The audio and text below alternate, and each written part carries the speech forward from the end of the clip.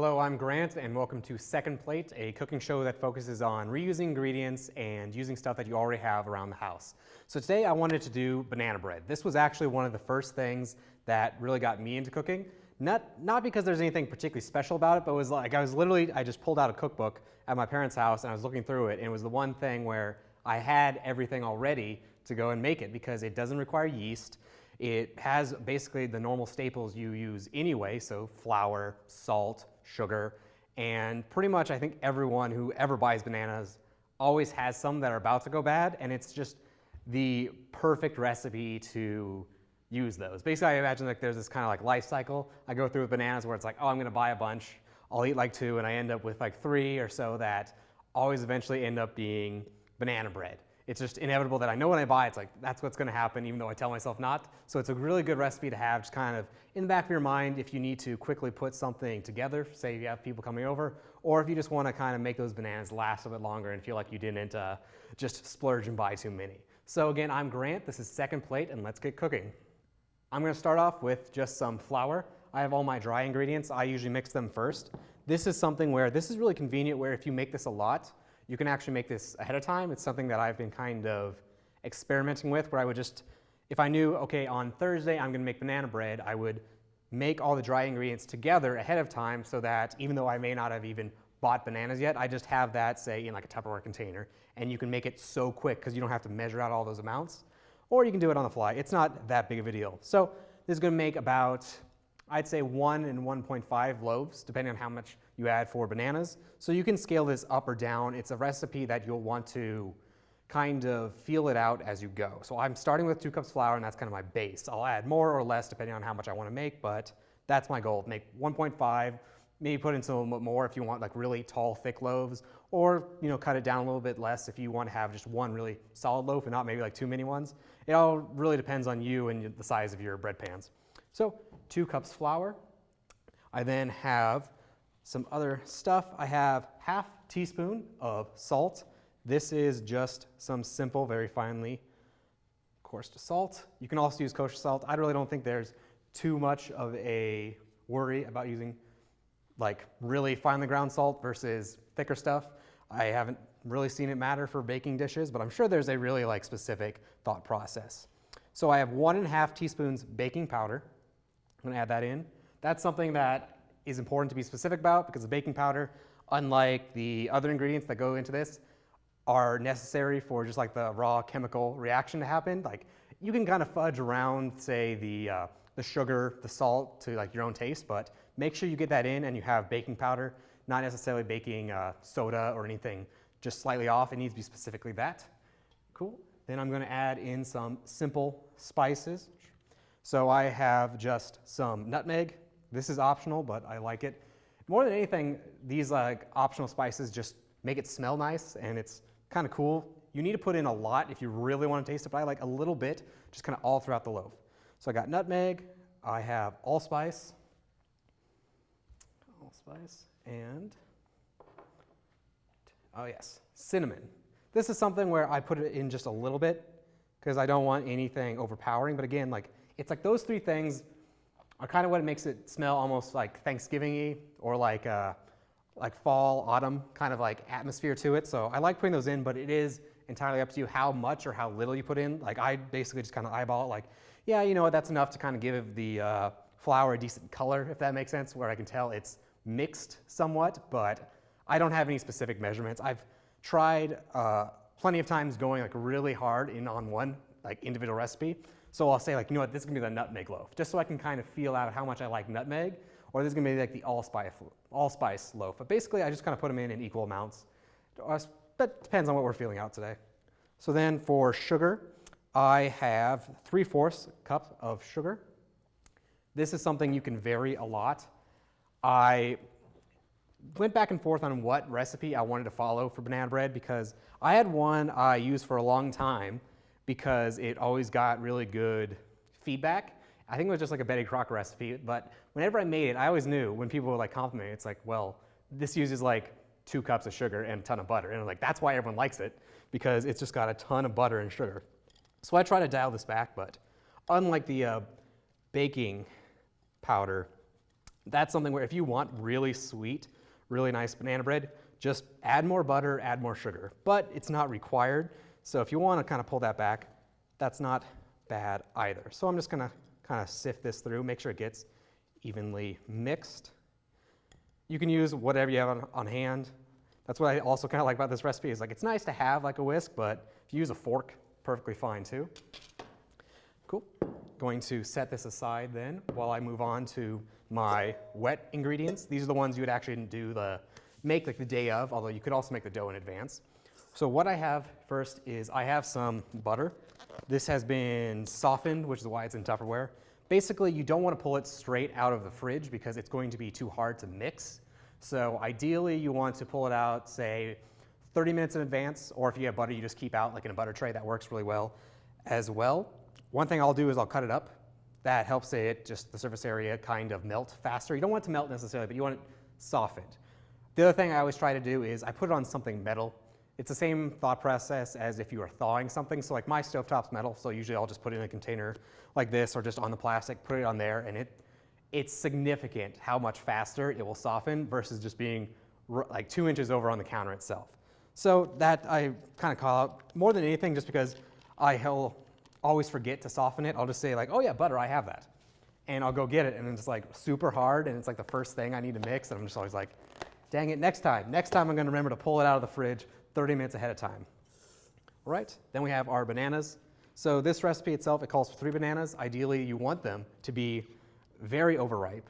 If you get them really new, it's not gonna work as well. You can obviously still do it. It's basically how much work you need to put into mashing them. But chances are if you're making banana bread, you probably already have bad bananas. You don't have to go specifically search for them, but something worth calling out. Another easy thing, I don't know if this matters at all, but I always like open them from the tip. I find that the easiest, just you can kind of pinch it, peel down. I used to, as a kid, go the other way. Well, you try to break the stem. Much easier, just go it, pinch it right there at the, I don't know if that's like the nape tip of the banana. I'm sure it has a technical term. I'm just going to break them in half, like so, as I go through. If you do not have ripe bananas, I believe there's plenty of information out there how to ripen them very quickly, like in a couple hours, basically doing the exact opposite of how you preserve them so that you get them kind of nice and mushy before you make the recipe. So if that's an issue, you can look into it, but I've never had any trouble myself just using bananas. Like I bought these, I think, a couple hours ago, so those are perfectly fine. These, I just have a little masher. You can also use a potato masher that you just kind of stamp down. You can use a fork, particularly just already mushy, just anything to kind of break them up, so cut them up or break them in half like I have, and then to smash them. And what I'm going to be doing is I'm going to be doing that with the bananas and the butter. So I'm going to go ahead and just take this in and kind of go around.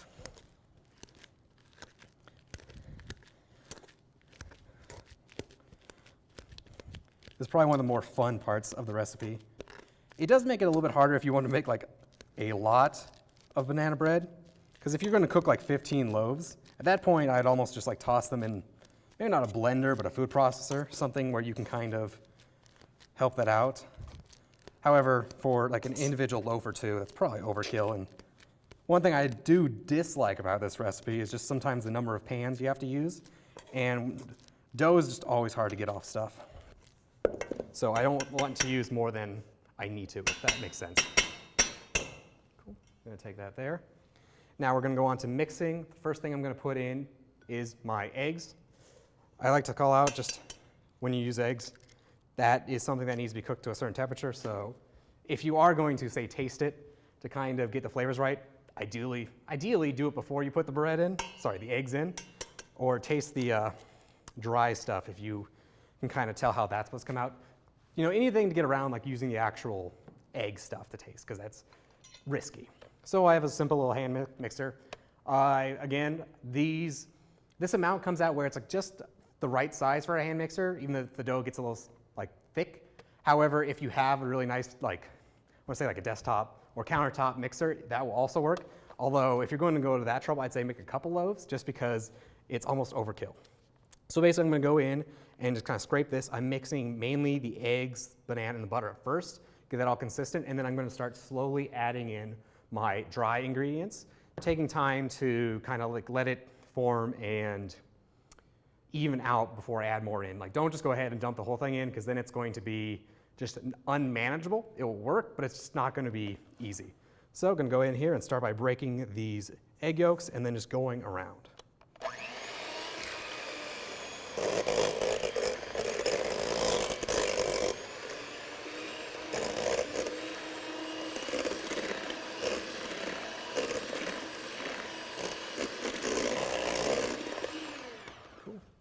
Then I'm going to start adding things in one at a time. There's no real exact amount you want to add in. I've always done half a cup because that's just the way I've always seen it for like regular bread. But really it doesn't matter. Just kind of keep it going, and it's not until it gets really thick that you need to start adding it slower and slower, because that's where it's going to get your mixer to like seize up. So I'm just going to take some and just feed it right in.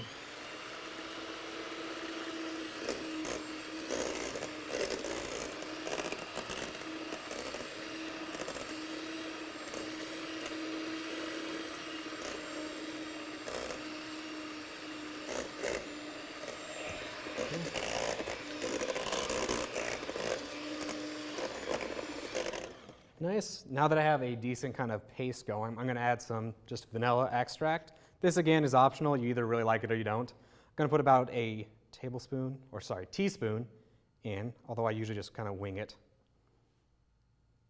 Yeah. This is one thing where I like cooking banana bread, and it's something that I can easily see people having a lot of opinions on. So it's something where I really can't even recommend like an exact amount. It's just, if you like it, put more in. If you don't like it, leave it out entirely.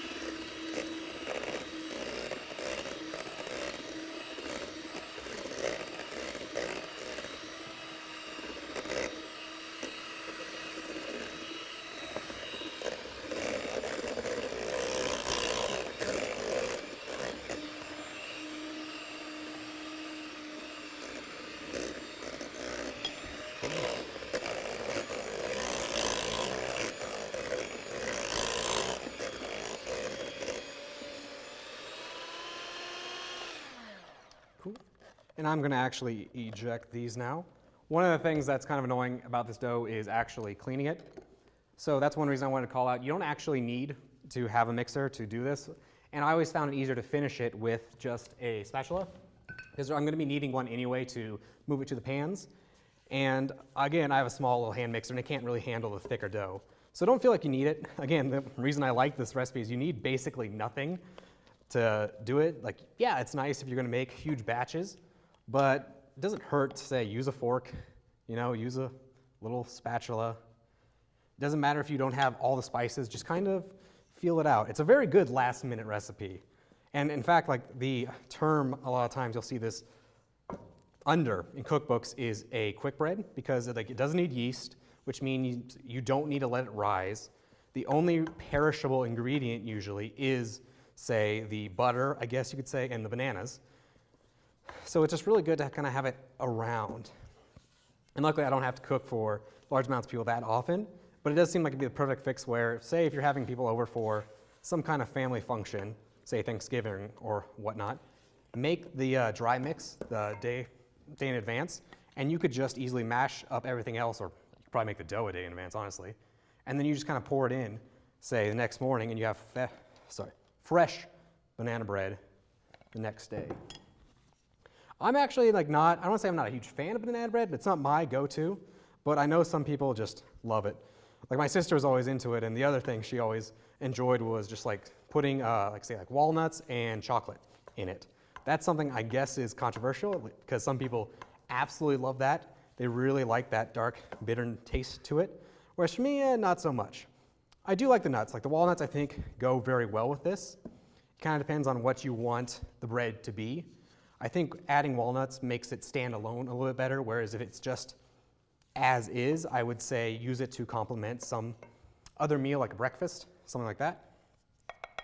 going to take the final bit and add this in. At this point, you would kind of judge, do I want more, do I want less? Because you're basically mixing it all together, it's not too late to be like, you know what, this is not nearly enough. I need to add 2 more bananas, or I need a ton more flour. Or, hey, I completely misestimated this and I need to kind of add some water to cut it back down. Just going to stir it. Trying to make a point to get these sides. I will recommend using a spatula, if anything, to get as much out of this bowl as possible, because I think the 2 worst things about this is cleaning this bowl and then cleaning the mixer. Because of what it is, the oils and stuff from the eggs don't mix well with water, so getting them off is kind of annoying. So if you get a spatula and get everything out, you'll save yourself some time. And I will tell you, if you are going to use a mixer, when you go to transfer it to a bowl, make sure you start soaking the mixer tongs, utensils, the attachments, just so you can get that going, because just get that over with. It's my least favorite part. Cool, it's looking pretty good. You can taste it at this point. It should be basically a little sweet is the way I would describe it. And if you want more banana, put in more banana. Now would be a good time to put in stuff like more nutmeg, put in more allspice. I think nutmeg's the one I would go most of, but that's just me personally. Things like the cinnamon and the allspice are a little bit more, oh, it's nice, but I want that to be a background thing. So I'm going to use some pan spray for this. One thing that you can do is you can actually use butter. If you want like a really dark brown, I don't want to say crispy, but more of a deep brown look to it, I would actually rub the sides down with butter, which you should have if you soften it. Just say take like 1/8 of the stick of butter and just kind of like cover the insides. It'll make it not stick and it'll make it have that really nice texture and look. So I'm going to go around. One thing I like about this is you can specifically like, okay, I'm going to get all the way up here along this edge, because the worst thing I think you could do is miss a section, and then after all of this, your bread falls apart when you try to get it actually out of the loaf. I personally don't have them, but this is a great one if you cook a lot of bread. You can get flexible bread pans, so you just pop them out entirely. It saves you so much time, and your bread comes out looking so much better too. So now I'm going to transfer about 2/3 to each bread pan. So 2/3 of the recipe across each. It is going to rise in the oven, so you might be tempted to be like, oh, hey, I can fit this entire recipe in one single loaf pan. It will spill over, which is fine if you want kind of the muffin top look for like what normal, like say sandwich bread does. You can do that. Just you want to make sure you watch it, because you don't want it to rise unevenly and then fall out into your oven, and then you got to clean that. So I'm going to go ahead and transfer this.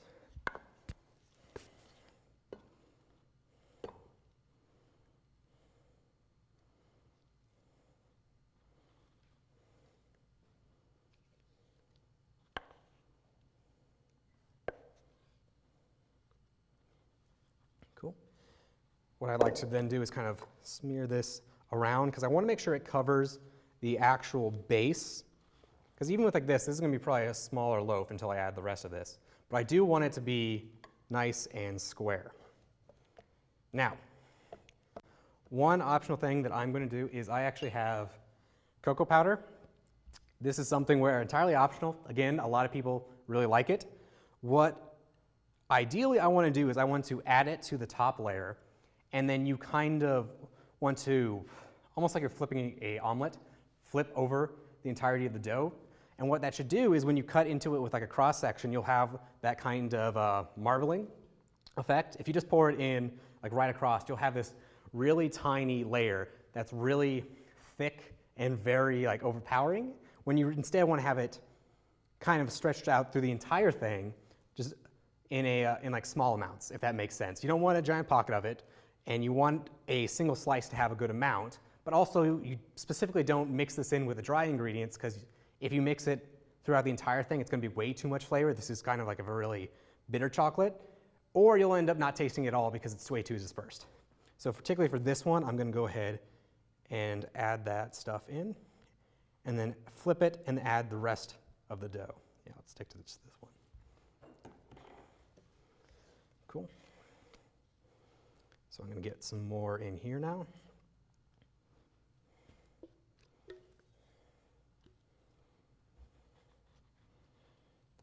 that layer. Get this out. And again, heavily recommend that once you're done with this pan, get it soaking as soon as possible to cut down your time. It takes about an hour to bake them fully, so I'd heavily recommend using that time to clean up everything. It is something where if you can cook a lot, do it all at once. You know, you're gonna save yourself a lot of work. And it doesn't mean it's like almost like not worth it if you were to cook one, like a tiny one for yourself. Might as well make, you know, a couple loaves. Just gonna smooth this out. For this one, I'm going to attempt to kind of just flip it as best I can, roll it over. This is something that's purely a practice skill. I don't do it very well, but you know, you just get slightly better. Depends on your pan, depends on what your mixture is doing that day. Like it looks like I'm just gonna have like one very chocolatey corner. That's fine. Generally, if you're gonna make this for a large group of people, there's gonna be someone that's gonna love that corner and some other people that are definitely just going to avoid it. Cool. And get this out of the way. So now I have this oven set here to 350 degrees. This is something where it's gonna take about 50 to 60 minutes, but I'd recommend watching it. You don't need to take it out at all until it has begun to look like browned banana bread. Once that happens, that's when you want to start actually checking it. But if it's not to that state, then you've got plenty of time. I usually don't set a timer for this. I just check on it after 30 minutes and keep checking on it again and again.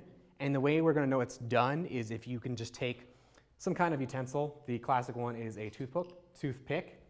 And we're just going to basically stab the center and pull it out. And if you still see dough on this, that means it's not done. And the reason we do that is because you're not going to be able to pull the whole thing out, lift it out, cut into it, and check. Once you do that, it pretty much can't go back in easily. So we just stab it a couple times, check on that, and it's a pretty good test. I'd say make sure you check a couple places though, just in case there's one or two parts that are cooking easier. And if that does happen, just kind of shift them around in your oven. That's usually the easiest fix. But your mileage will vary depending on your oven and your dough. Cool. Put them right in there.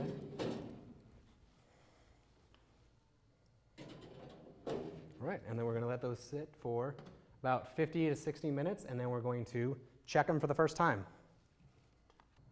After about 40 minutes, you're going to start looking at the tops of these, and it's going to start looking done.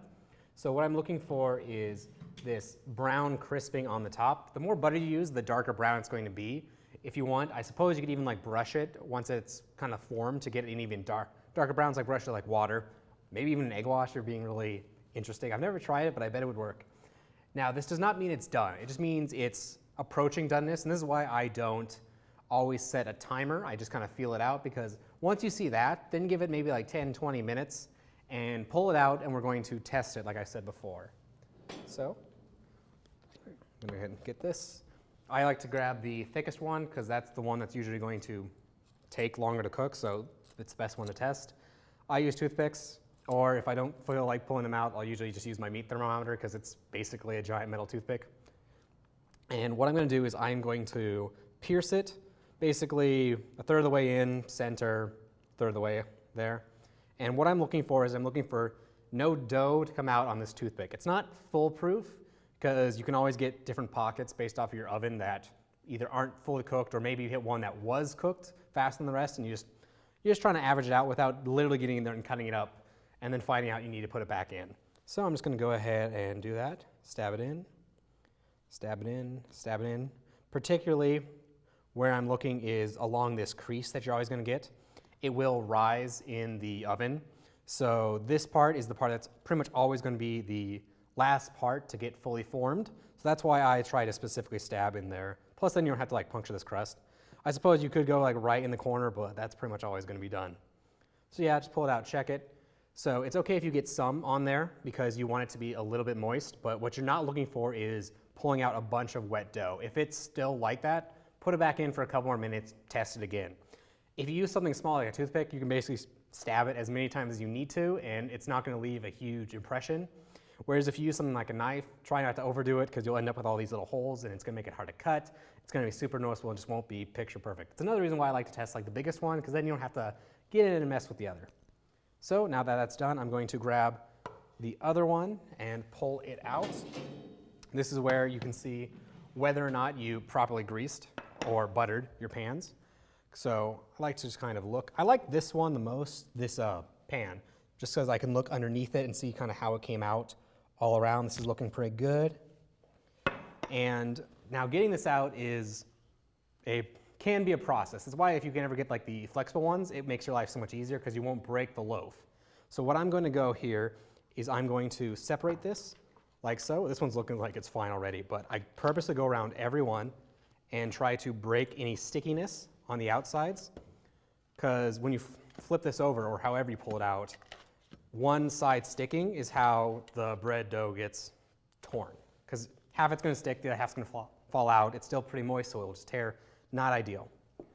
Okay, I'm going to come back in here, and I'm just going to flip them. This is pretty good. If they stick, just tap it on the bottom to kind of get it out. Very carefully, don't smash it. At this point, you don't want to get this far and then ruin it. But these are coming out pretty well. The first several that I made, that was not the case. These aren't too hot, so I'm going to flip them. You can see that they actually rose a little bit. This is something where if you want really big and thick, then go for it, put it all in one. Just again, don't let it overrise, but I like these little shallow portions. A little bit easier to give than say like half an inch out, and that's like a decent size. So where if you want more, just grab a second piece, but you're not forced to take like these giant chunks. So we're just gonna go ahead and cut into the center. Go ahead and pick off this extra little burn, just to kind of groom it. And what we're looking for is ideally if you just pulled this out, you'll get this nice steam kind of coming off, and that's kind of what we're looking for. Ideally, you would then see like if there's any wetness, things like that where it's not quite done. It looks like there's a little bit of this darker portion here. It's not a big deal. It's usually just kind of like where the water's sitting, and they'll kind of even out as it honestly usually continues to cook. Once you pulled it out while it cools down, you will want to rest it a fair bit just so it's not incredibly hot. You want it almost like warm, but not straight out of the oven. Because you want it warm enough where if you put butter on it, it melts, because I heavily recommend you do that. But at the same time, it's had time to kind of like sit and even out a little bit. So you can kind of see our little chocolate layer. Looks like right here in this cross section, it's not too much. Whereas I'm sure if I cut into the one corner with a lot of chocolate, it's a little bit different. But this is also where you'd see if you add any, let's say like walnuts, you'd see them in here as well. Try not to put so many that when you cut, it's a pain and it drags them all out. But yeah, this is pretty solid. I like to usually cut into one. I'll toss one half into the freezer just to kind of keep it nice. I like frozen banana bread. It's its own thing worth making. You don't always have to have it hot out of the oven. But yeah, here we have our bread. Usually I would just toss this out for people to consume. Really good in the morning if you just made it. Just like, hey, here you go. Pre-slice if you want, or let them cut it. It's banana bread. You can kind of do whatever you want with it. So here we have our banana bread.